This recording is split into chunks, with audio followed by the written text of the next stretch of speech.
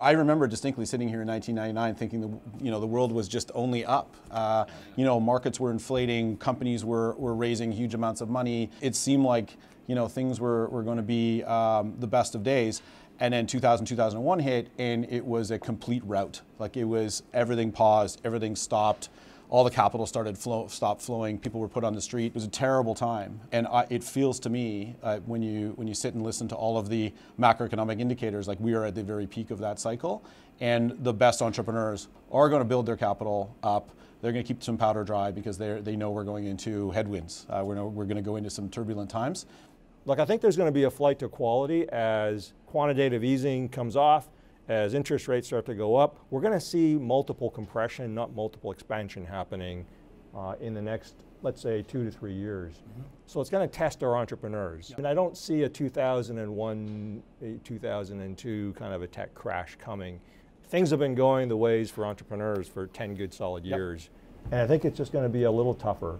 So we're going to see the wheat separate from the chaff. What do you think? A little bit of adversity, a little bit of friction, brings the best companies to the top, and the ones that weren't going to survive anyway, they're just now on a shorter rope. So I think it's a good thing. That's true. The other thing I'd say for 2019 is I think we're actually going to see some proper Canadian exits. We haven't seen some real, Shopify was kind of one of the last ones, right? Yeah. When's the last big billion-dollar exit into kind of the next phase of growth? Will create that next set of individuals who potentially then can move on from those companies and start the next round of companies. That feedback loop is super important to our ecosystem. We need more of that feedback loop to happen. I think some successful exits will enable that.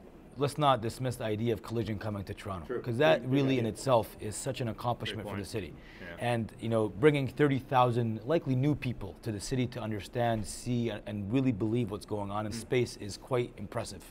I'm excited for one because I think that's going to bring a new level of appreciation to the corporates, to the private sector, to government, to even potential entrepreneurs that we're looking at Toronto and Canada as a home for them to kind of to live in and build in. So I think that in itself is really special for us, and that really comes back from the hard work that's kind of been done over the past few years to get us to where we need to get to. Now is the time when we really need to have a really consistent impact type of an agenda that can drive Canadian entrepreneurs to do two things: participate and able to create enormous economic value from some of these big impact areas, but also at the same time to have that big impact. And I think we can do Silicon Valley, with all due respect to my buddies out west, in a very different way, a version 2.0.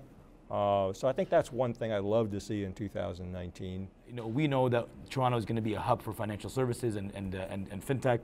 We know that we can build a huge capability around cybersecurity, and I think there's going to be a lot to do with the health and biomedical space as well. So those areas become, to some extent, the specialties of the city, and the focus will allow us to actually be able to double down on a lot of the winners that we want to see become global powerhouse companies. So I'd like to add to that, and I'd just say, I think 2019, if it's the year of global, then I think we're there. Yeah, agreed. I think that's we what have it's got to to be. find global capital. We have to find global customers and partners for our ventures.